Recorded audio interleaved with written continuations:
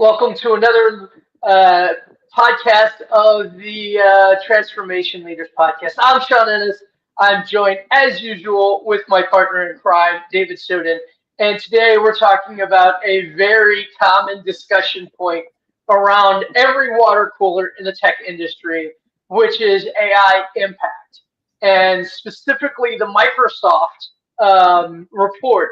And so, David, can you take us through some of the basics of what this report's about and why is it important for anybody who's doing digital transformation to understand this? Yep, sure thing. And to your credit, Sean actually is the one who set me up with not necessarily this article, but this has exploded everywhere. I picked Inc. because it's a very popular source everybody's familiar with. But the point here is that this article has exploded everywhere. And kind of as an oxymoron onto the topic is that Microsoft has laid off tremendously a bunch of people. So I found it very interesting that they were the ones that were part of the study and had tied their name to it because of kind of what's going on in the industry and also within their own company. So, the long short, or the setup rather, for this is that this study pretty much told everybody what I think everybody knew already. I mean, anybody in leadership kind of saw this coming. And with all technology that Sean and I talk about, it's always about the same technology, or rather the different technology, but the same ends justifying the same means, the same song and dance, just different shoes, different tool. And when it comes down to it, it really comes down to this particular study went out to over 2,000 real world conversations with just Copilot users. So this was like within Microsoft's purview, and just this whole information and case study that they came away with revealed some really, really interesting use cases. And those cases are really focused around which jobs are safe, which jobs are unsafe. And at the end of the day, like I said, I think pretty much every company is looking at this, trying to figure it out. And I would use this podcast to just encourage everybody to think about transformation in your business, transformation from the standpoint of use the technology the right way, set yourself up for success, and don't follow a lot of the hype that's out there. Sean and I try to do a really good job about not giving you the hype, trying to just give you the facts and give you at least a balance of really geeky technical stuff and a lot of high-level strategic stuff. Today is one of those high-level strategy or strategic side of things. And so I think, Sean and I have been in the game a long time, seeing a lot of this stuff unfold. And at the end of the day, what you want to look at is, how can I use AI with a human in their job role to bolster them? I've heard Sean say it, I don't know, probably a million times, but at this point, you want to have AI make the employee a superhuman, just a better version of yourself. So whatever you do well, AI should just enhance it or take it to the next level. And so you're going to see a lot of this here, but at the same time, there's certain areas or aspects you can just think right now, just think in your head before I do the reveal.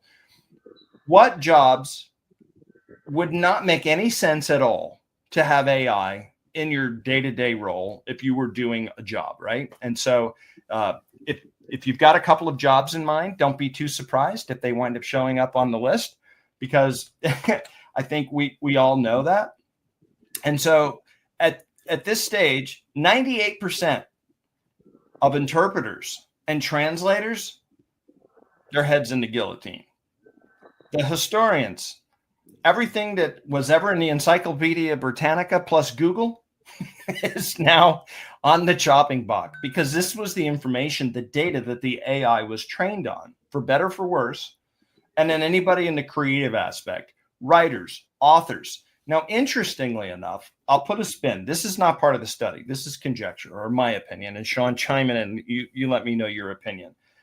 These types of things could be used if you're in a consultancy role, if you have your own business, or there's opportunity here for you. So if this is your sweet spot, this is what you do for a living, start thinking of interesting ways how you can use AI to enhance what you already do and produce value or a product or a service around that. That might save you from having to change career paths as all of this chaos unfolds. So as everybody's, freaking out, you might be one of the rare 5, 10, 1, I don't know, somewhere percentage in there of folks that could actually turn this negative into a positive. Sean? Yeah. So, I mean, again, a lot of people are seeing this and going, "Oh no, I'm a teacher." Like, look, with some of these, you have to understand that there are situations. Think of yourself, right? And let's say, hey, I want to go to Japan, but I am worried about the language gap. So what this does is essentially eradicate that for the low quality side. Now, if I am a CEO of a Fortune 50 company and I'm going to Japan, am I going to have an interpreter translator with me? Absolutely, I will. So I want to be clear that what this talks about is the disruption. Like, disruption doesn't mean you lose your job. Disruption doesn't mean that that nobody will need you anymore. What it means is that, to your point earlier, your job may change, but you could easily switch from an interpreter to a concierge guide for tourists, right? So this is what's called transformation, and that's why we wanted to talk about this, is because you are all leaders, or we expect our audience to be leaders of transformation. And this is transformation targets. So if you have a team of people who are doing translation, you should probably have a conversation with them and see how AI can enhance and allow them to do new things or do other things. Because value is always there. You just need to find it. I think one of the things that everybody, this will resonate with the majority of folks in the Fortune 100. Think about everything that you wish you could do that you just don't have the time to get to. And now you have the opportunity to do those things. You can put whatever you've been so focused on and automate a portion or somewhere in between of whatever that is. And now you have that growth transformation opportunity that you've never, ever had before. So the possibilities are unique. As a user of AI myself, one tip that I might give anybody reading or watching this is to think in terms. I'm even thinking about writing a blog on this particular topic too. And it comes down to, how do you approach having a conversation with AI to frame something, to get something out of it, to enhance whatever it is that you do and take it up to the next level.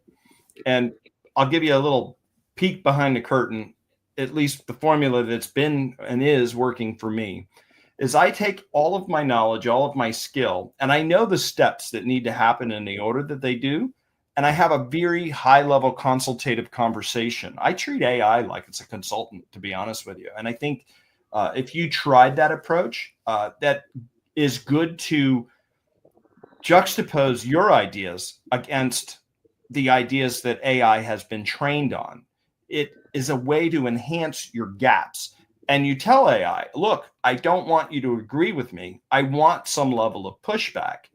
And by saying that and then framing, hey, I have this idea, and then you end up with, help me fill in the gaps, help me round it out, help me make it better, help me think of things that I haven't thought of, different perspectives, what am I missing, these types of things, right? And if you go into that mode, Then all of a sudden you start getting responses back and you're like, oh my God. And at the end of that consultative session, you ask it to create an outline based on everything that you've discussed and all of the things that you guys both agreed upon. And now that's your action plan to now flesh it out, to take it forward and rinse and repeat that. And that's just kind of the initial peak. But the bottom line is you can really start creating anything that's on this list and take what you're doing up to the next level. And if you can show that to your executive leadership or management in your position, you might not be so apt to be concerned to lose your job because you're bringing extra value to a different level. You're now that superhuman that Sean and I have been telling you about all these years. Yeah, I mean, I would definitely point out that one of the fallacies of generative AI is let's use generative AI to replace people. Now, Entrepreneur Magazine has a wonderful link around right now, only 5% are succeeding in generating value in that manner. 5%, right? So I would caution you on the thought process of eliminating headcount through AI. What you need to be thinking about is how AI can coach people up, round out, just as David said, round out their rough edges and make them a better executor of the corporation's will, right? So again, back in the day, you would have a developer, and then you would have a product owner, and you would have a tech writer, and you would have this, and you'd have this. Well, with AI, you could take a developer and have them do the tech writing too. You can have the developer do the QA too. And this would make your teams more resilient. That doesn't mean you need less people, because you could take a tech writer and make them be a developer too, right? So you're able, and I say this all the time at work. You're here not because of what your skills are. You're here because we like the work that you do, right?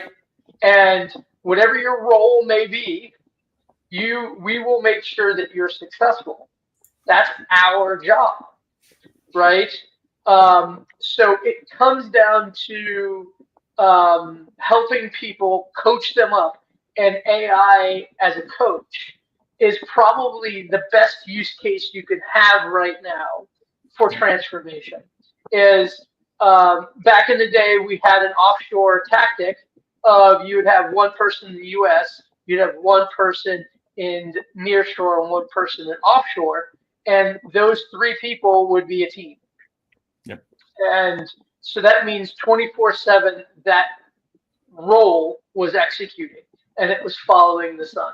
It worked incredibly well. That same concept can be done with AI. Yeah, and with no PTO time as well. So if you're following this to this point, these are some key high-level categorical areas of why their impact is essentially the way that it is.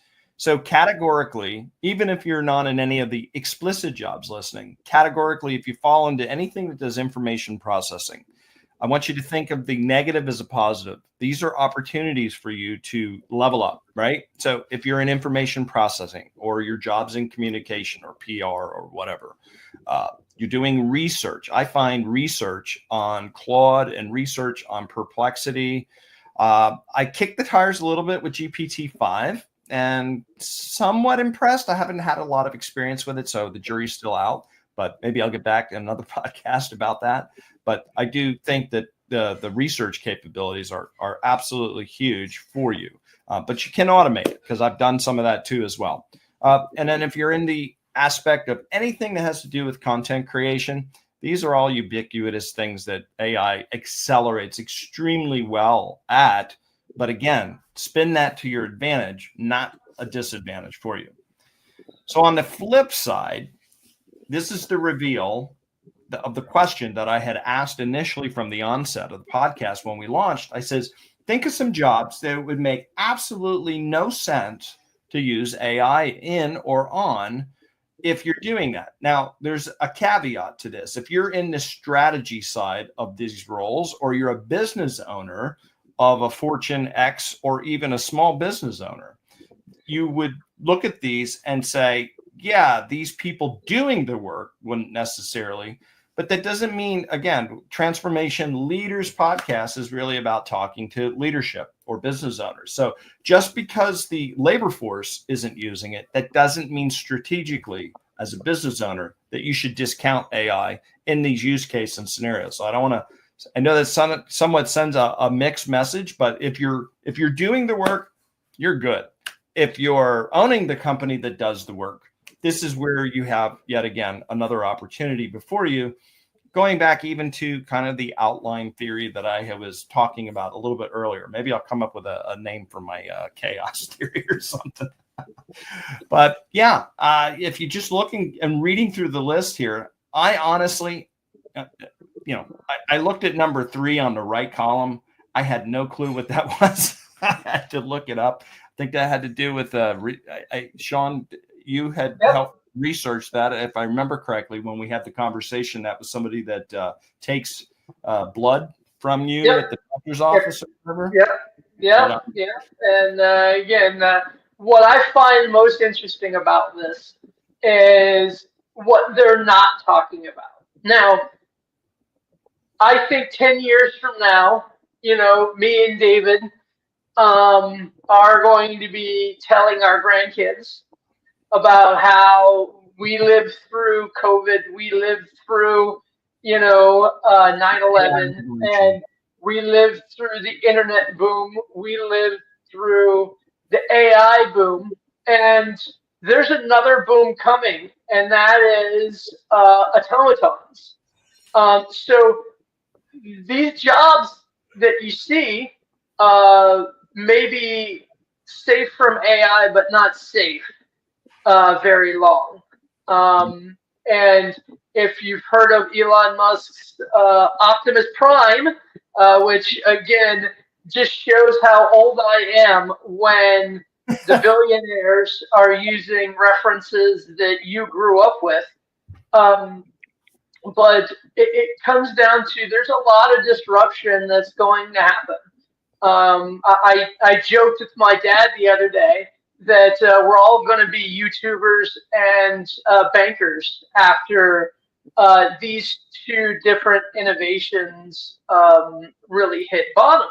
But it comes down to a lot of these jobs may be affected soon there as well. So it comes down to transformation as something that I believe sets us apart here in the States.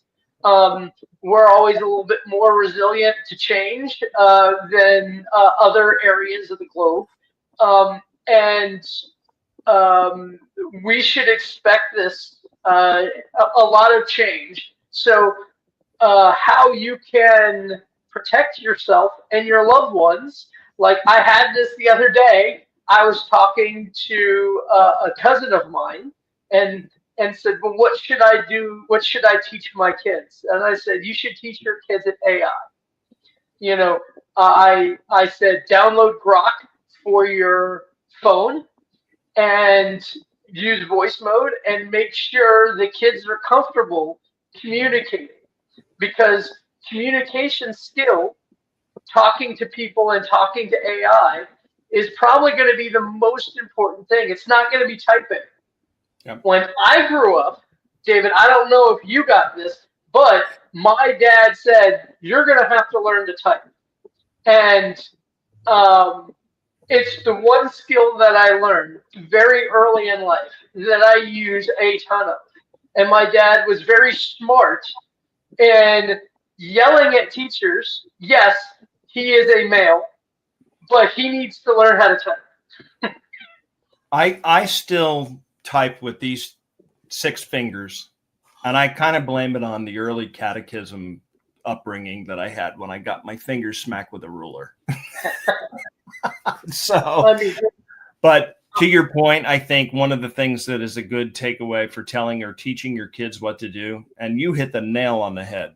Absolutely. I had this thought weeks ago, but you just surfaced it. So, I mean, the bottom line takeaway of what Sean says, once robotics meets AI, or if Boston Dynamics or Optimus Prime through Tesla meets OpenAI or the likes of OpenAI, and those two worlds come together, I don't think it's going to probably come together as quickly as AI has grown, but my spidey sense or sixth sense would say by 2036, 2035, that's where I think the turning point. Now, things could happen faster, maybe early 2030s, but somewhere between the early 2030s to the late 2030s, you're going to start to see all of this come together. And then the other thing to tell that Sean was mentioning, what to tell your kids, it's thought leadership. It's thinking. It's be a dreamer, because you're going to be, if you're a child in 2035,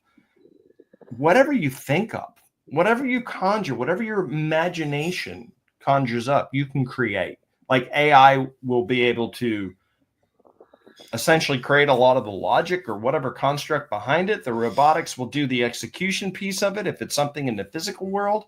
But whatever you think of, it'll be a really interesting time to figure out how or what. Now, as far as transformation to those of us that are Sean's age or even our children, it's going to be painful. Maybe less for us, Sean and I, but for our kids, holy moly, it is really going to be Gen Z, Gen X. You guys are going to struggle really, really bad. This is going to hurt because it's hitting you like early and mid career.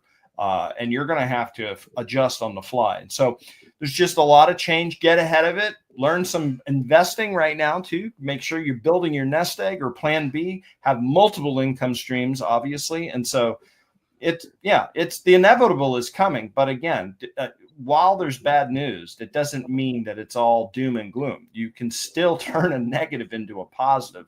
You just have to be willing to not be entrenched in your mind's eye and then go down that depressive thought pattern that'll get you locked into something really, really bad. So it really just determines how you think about your framing about all of this. So, here's pretty much a slide talking about what we've been talking about, this blue collar advantage, or, if we think in terms of Tesla and Boston Dynamics, the 10-year advantage. Would that be a fair assessment? I don't think it would go any more than 15 years, but 10 years to me at that is about you gotta ask yourself the question. Like today, my parents do not want to use apps. They do not want to use websites. They want to pick up the phone and talk to a human being to solve their problem, right? Our generation, we prefer to hit an app. Right? Because then we could do it any time of day. Like, I get up super early, go to the gym, while I'm on the treadmill. Hey, if I could pay a bill and, clear up a problem while I'm on the treadmill, great. So it's going to be the same way. Like, I can tell you right now, in my age bracket, I do not want a robot cutting me up and doing surgery. No. Yeah. No. I don't want AI to fly my airplane. Right? So there are plenty of areas, and I would think in the trust and safety area, that there are pretty resilient jobs, even with these two different disruptions coming. And I joke, that YouTubers and bankers are all that's going to be left. But, you were talking about creative. Yes, if there's two things I'm teaching my kids, it is one, be creative, be the dreamer. Number two, communicate, right? Shockingly enough, both of my kids are extremely verbal. Probably my fault, but the bottom line is if you can dream it and you can communicate it, the future of our world means that you will be able to make things. And in the history of the world, creating useful things means you have value. Yep. Yep. I wanted to bring this up since this is kind of dynamic on the fly. This is not sponsorship at all, but I remember hearing or seeing something, and there's lots of things out there. This is a monthly subscription for your children to get them engaged in thinking through problems. It's a little tech, it's a little science, it's a little innovation, it's a little physics, it's a little bit of everything. So these are the things you should be investing in your children to get them to think in really good and creative and interesting ways. Sean, I don't have any children at late age, but do you have any friends or even yourself? Are you anything like this happening for your? Yeah, we were a big Kiwi crate household, but they kind of eased out of that, and now they're doing Mark Roberg's his Crunch Labs. Yeah. So there's always the opportunity here. My kids right now, they want to be inventors, and I'm like, great, go change the world, right? That's kind of what you want to do. But I mean, to ground this back, one of the things that this report kind of scares people is the higher your education, the higher where AI is going to impact you, which is another area that, frankly, I think is a lot of people aren't talking about it. But I think the collegiate education system is going to be terribly disrupted. The cost of college degrees and that the value of that college degree has never been lower. I shared, David, I don't know if you saw that link where a wonderful lady graduated, I think it was from Stanford, with a master's degree in computer science, cannot find a job. Yeah. So entry level, there has never been a worse time to graduate college right now in a tech field, because the entry level has been obliterated by AI. Yep. And I make the joke, and I had David laughing before we started, that this AI bubble is an inverse of the internet bubble that we lived through, where in the internet bubble, that's how I got my start. I got into consulting while still in college because they needed consultants. And I was given an opportunity, and I grew tremendously because of that opportunity. And then, like many others, I was laid off at the bomb. And now with AI, we're seeing this completely in reverse. A lot of people are being negatively impacted, whether they can't get an entry-level position, or they're being laid off because there's this belief that AI will magically reduce how much work there needs to be done. And then when this bubble were to pop, I'm sure all those tech jobs would come rushing back in, because we still need the work done. And I don't think AI does a great job of work. I think AI does a great job of helping workers. And this symbiotic relationship with AI and workers is heavily discounted in this industry right now, which is sad to say, because this is why you're seeing people not getting the value. And at some point, either A, they're going to blame the technology, which would be wrong, or they're going to wise up and understand that there is always a right way and a wrong way to do things. Yeah, if you're in college right now and you're listening to this, for whatever reason you come across this, I would just simply encourage you to do as many opportunities as, obviously, if you can get paid, that's awesome, right? But if you have a free opportunity to go in and intern at a company, get that under your belt. You need to get that experience. The problem is AI, as Sean was saying, is simply obliterating the market and the opportunity stack for you. But if you can come in already ready to go and you kind of leapfrog that entry level with proven experience, and that'll kind of fast track you to the higher end of entry level to maybe mid-level. While you're interning, do side projects. Have a portfolio built up of applying the skill that you've learned, that you've invested so heavily in, and build that portfolio up. The key is to leapfrog the entry level. Come in as a seasoned professional. Get on LinkedIn. Use your social networking. Get people to say, hey, I use this POC or this product or this whatever it is that you created, and I found value in it. By showing that, two things are going to happen. A, hopefully you'll leapfrog the entry level piece of it.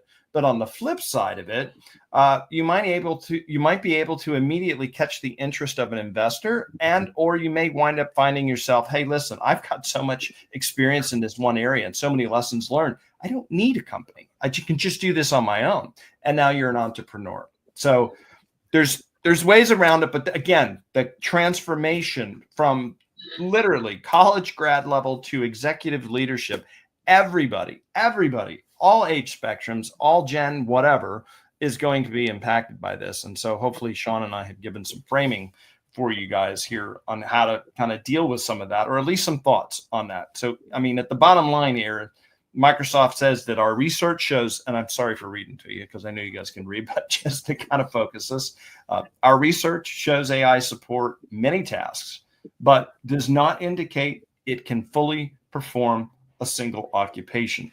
And that is true. It can't do a single occupation. It does your task work for you.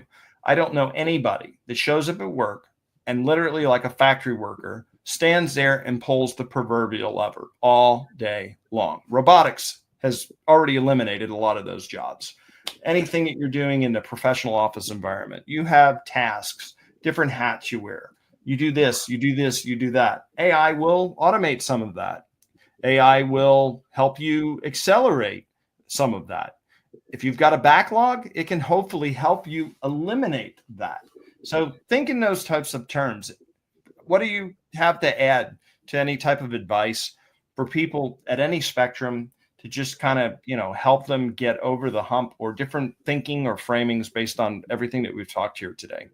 Yeah. Well, I mean, my first thought goes to, the old adage, there's lies, damn lies, and statistics. Mm-hmm. So you got to understand this is coming from, Copilot. So if you've used Copilot, you very well may have been part of this. They took everybody's job, what their job code is. They took what kind of queries that they do, and they just juxtaposed value. So, again, there's a lot of mathing and lying in here to produce this report. But if you look at it, there's a lot of common sense. So, just make sure you understand that the science of this report is not the same thing that, you get in the academic world of peer reviewing papers and such. So, take this with a grain of salt.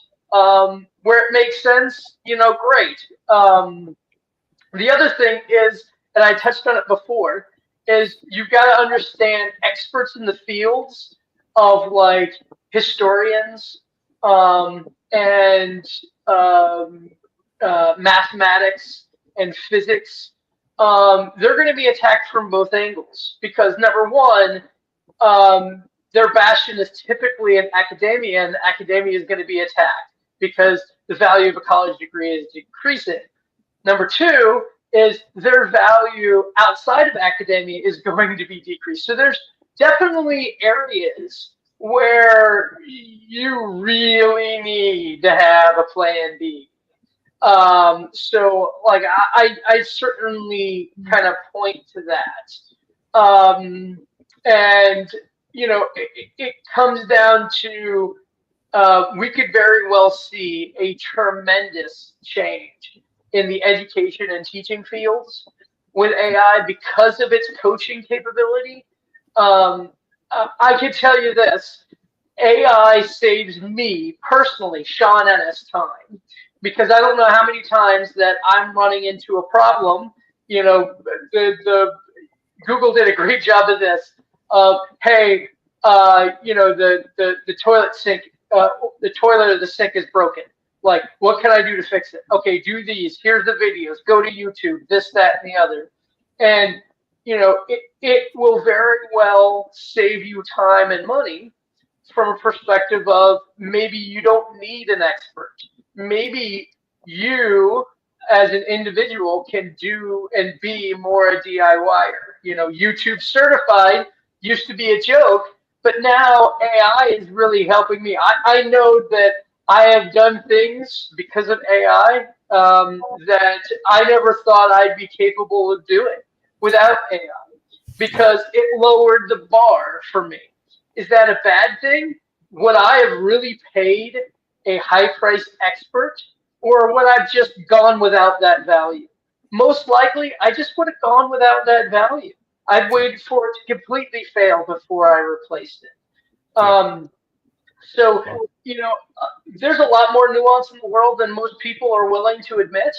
And I would heavily take this with a grain of salt. But to me, the value of this report is to use this to talk to my peers and say, what should we be doing? What can we be doing to help reinforce our people and grow them better? Because better employees means better outcomes for everybody. This is true. Well said. And I have myself probably cranked out 120 to 80 hours, somewhere in that range of work in a week.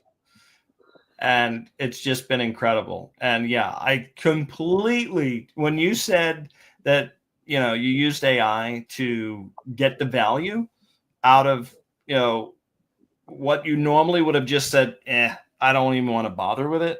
I can't tell you how many things. Matter of fact, one of the first books, I never wrote books. I'm not one to do that because my punctuation and grammar is at best. And so I'm like, you know what? AI can polish this and I don't have to pay a publicist to do that. So I'm like, all right, now that gave me the courage to go out there and do it. And now it's on there on Amazon. So, hey, way to go AI, right? So that's a perfect use case to kind of back up personally how it impacted even my life. And it definitely can impact your life too. You guys have seen this QR code that I had on the screen for a little bit. This is the QR code. We're going to try to start this trend as we have these types of podcasts.